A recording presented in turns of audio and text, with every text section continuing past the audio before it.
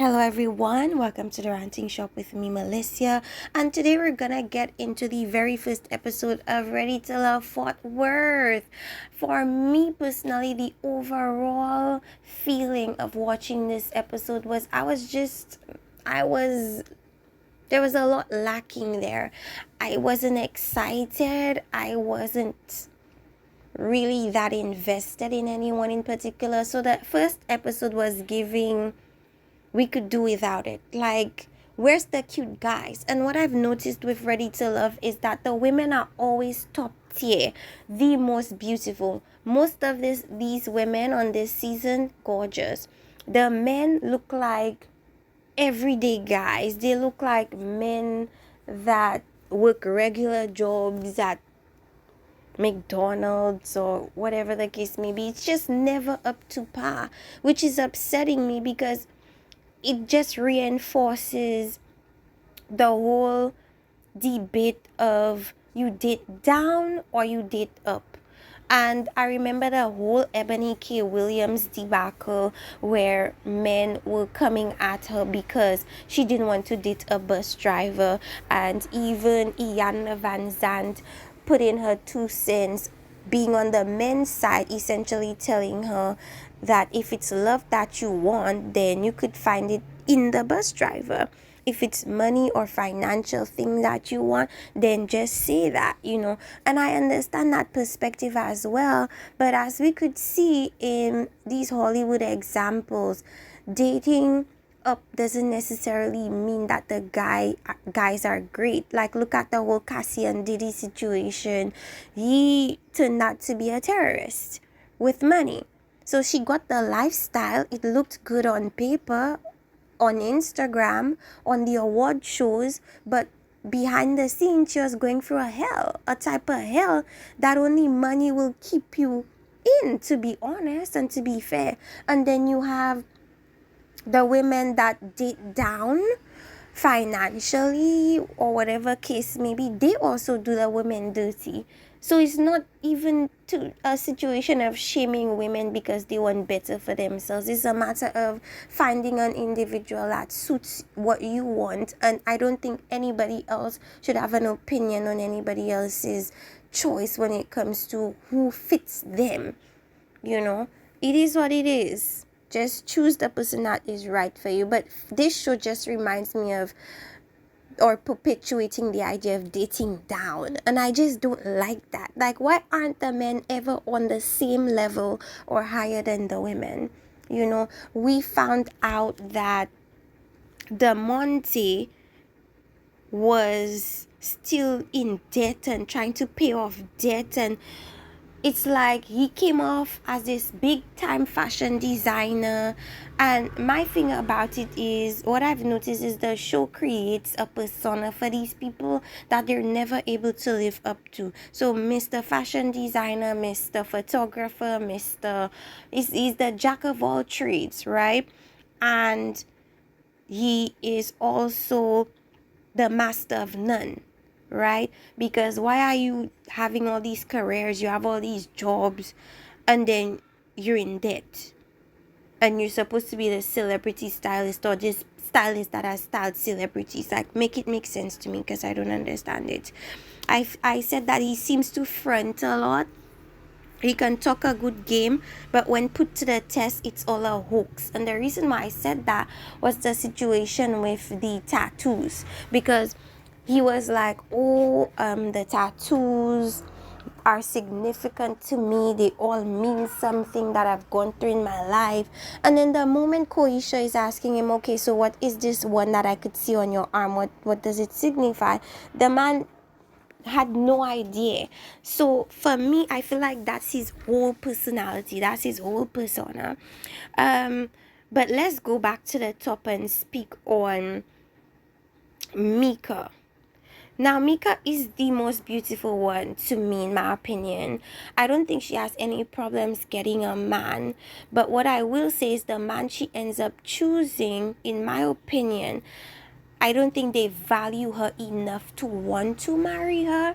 I feel like they see her as someone that is attractive, and they're connection to her is superficial. So when a man sees an attractive woman, they want to try to trap them and get them pregnant. And I think that's the unfortunate hole that she put herself in.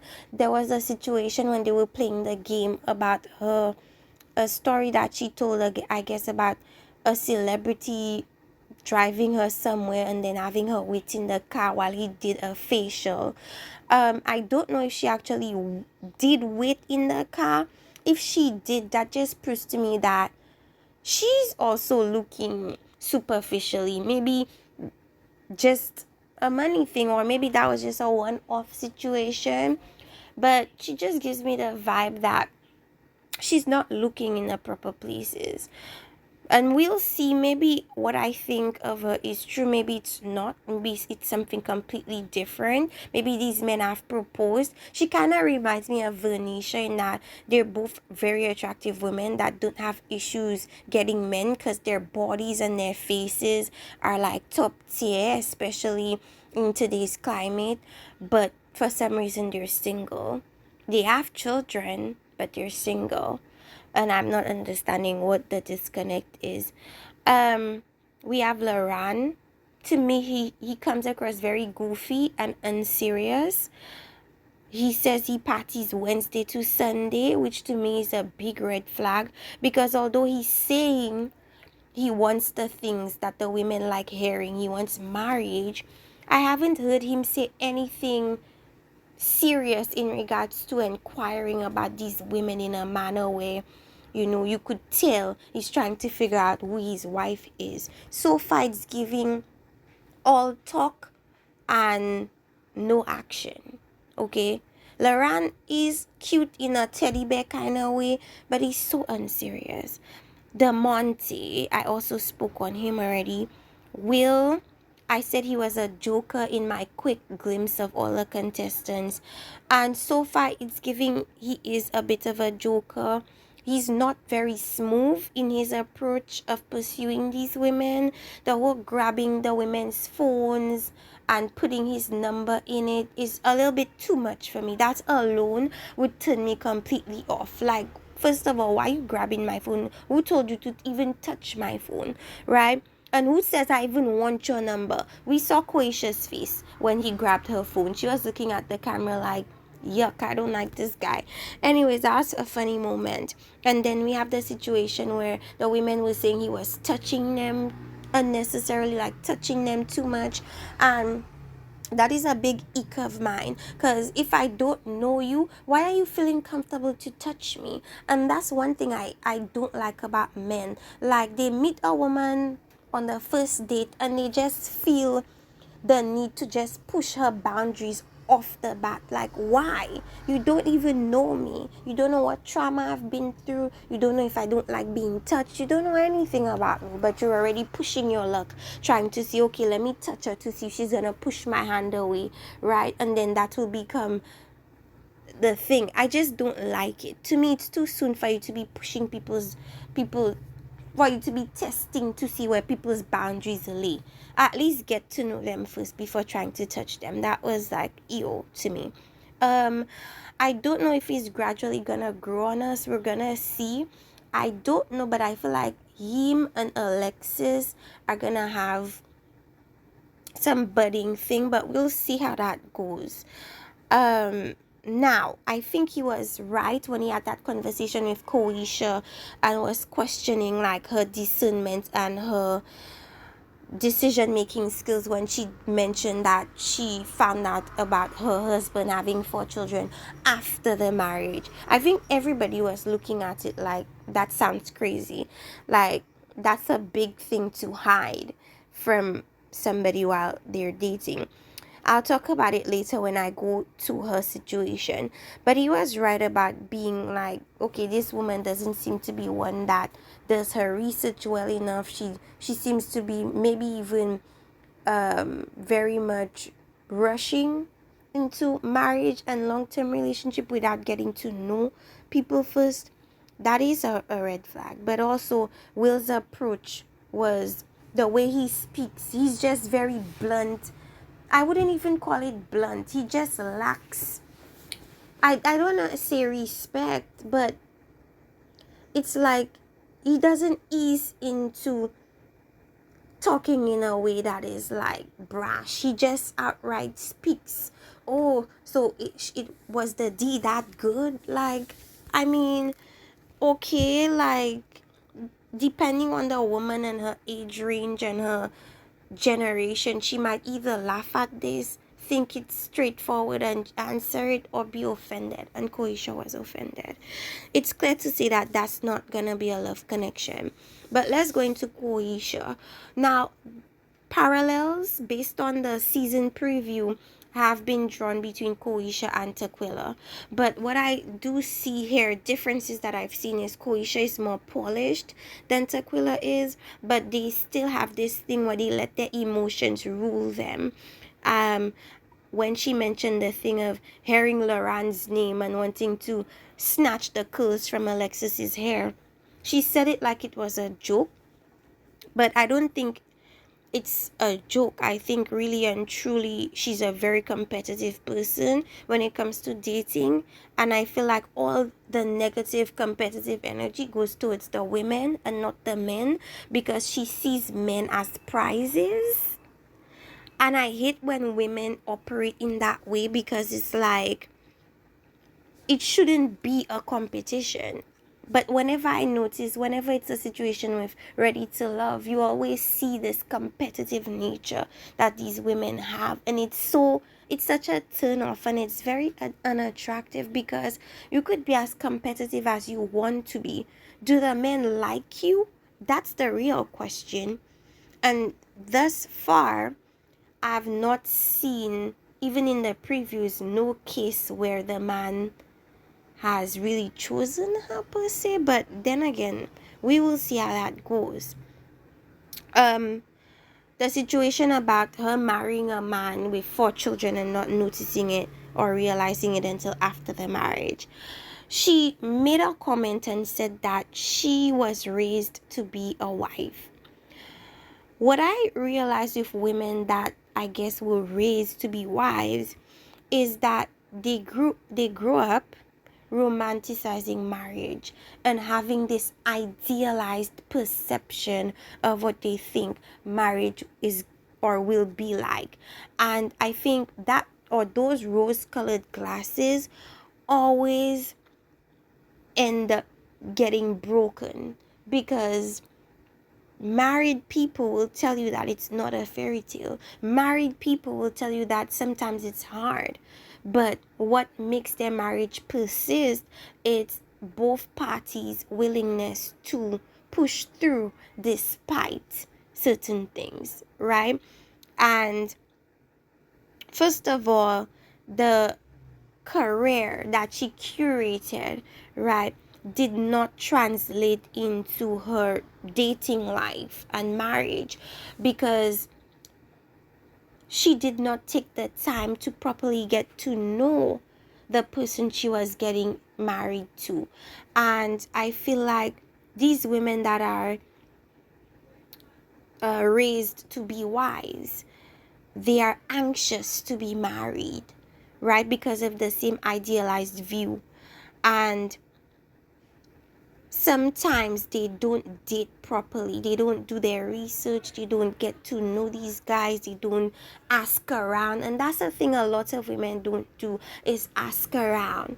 Oh, hey, I noticed this, guys. I know it's weird to do that, and sometimes it's a very difficult thing to even do, because asking other women about men, sometimes they feel like, why are you asking me this? Like, and sometimes it's really difficult to get information. But then America has background checks, right, to check for criminal history. I don't know if you could also check for prior marriages, or if you could check if a guy has children. I don't know how you go about doing these things, but it seemed like a very big thing for a guy to be able to hide.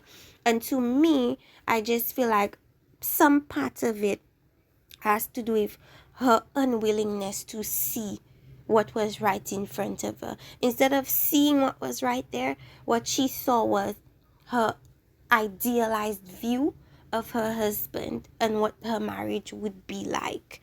and that didn't end up working out for her, because here she is on Ready to Love, kind of wanting that same scenario again, that marriage and then possibly children thing.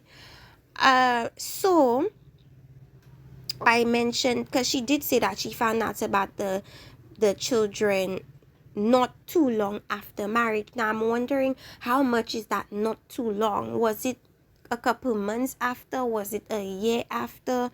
Did you have kids, or did you get pregnant before knowing, after knowing? Did you have your children by your husband, or did you already have children? I don't know, but she kept emphasizing that she wanted children within a marriage, so I'm assuming those children were made within the marriage. But I'm curious as to when she got pregnant, because had she got pregnant before finding out, okay, we could give you a little pass on that. But to find out and then still get pregnant by the individual that deceived you in such a major way, I have to look at you and kind of see you in a way that screams desperate, you know. But we'll see more of Koisha later on. A lot of Koisha, actually. She seems to be the villain, as I said before. I keep saying her name wrong. It's Koshia, my bad. She connected with Laran. Out of all guys, Laran was not the guy I thought that she'd ever connect with, because she seems like she's about her business. She seems very serious, and she also seems like she doesn't play. So it's crazy that she gravitated towards, to me, who seemed like the most unserious guy in the cast.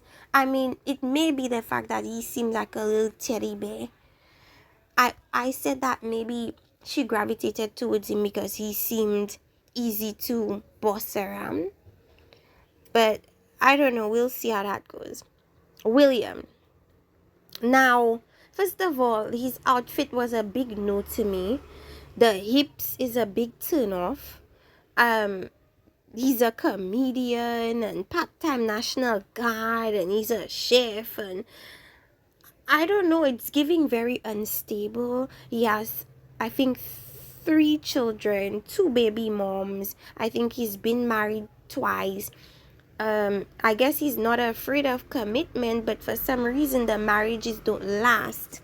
Now, my wild guess is because of financial instability. That's just my wild guess. You know, I might be wrong, you know.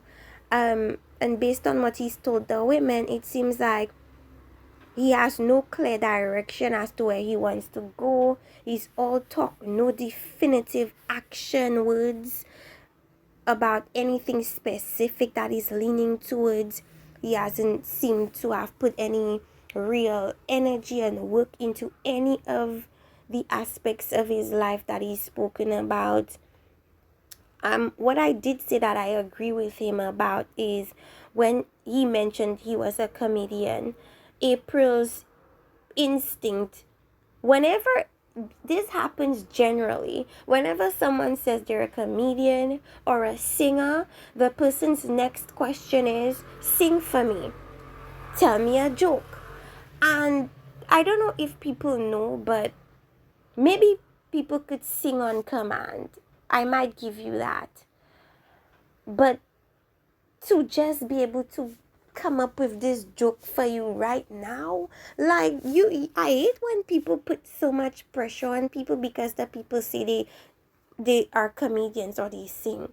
Like, I think what it does is it kind of minimizes the work that comedians and singers actually have to do before they have to sing or before they have to do their comedy act.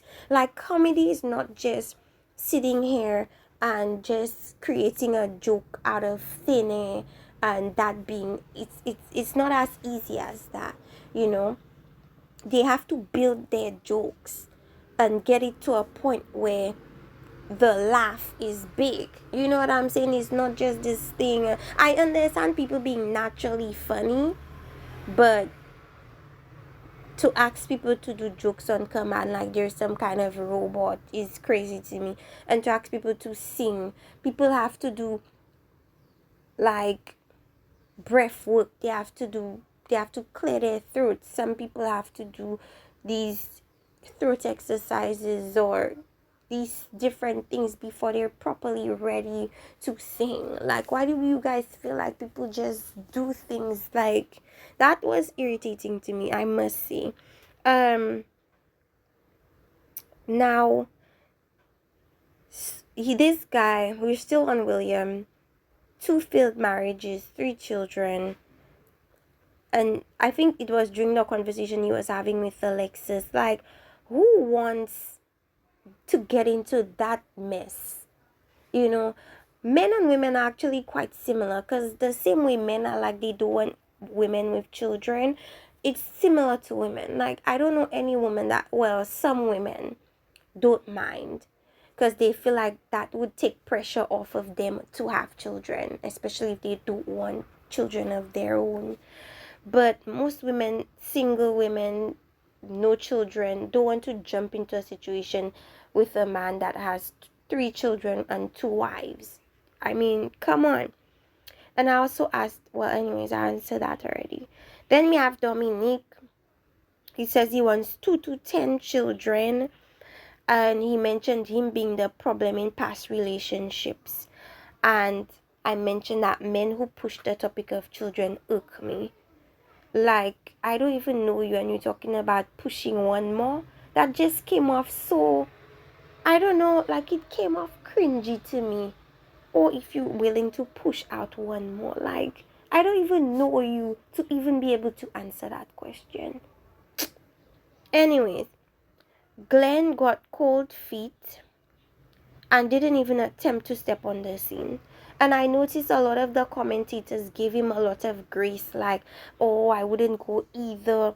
And I'm like, actually, the men have it really good, because the women are very attractive and they're about their business. So I'm confused as to why the person said, oh, I don't blame him. It's actually the women that have it really terrible, because none of the men seem up to par, and none of them are that attractive. So it's like, I don't know what some people are talking about.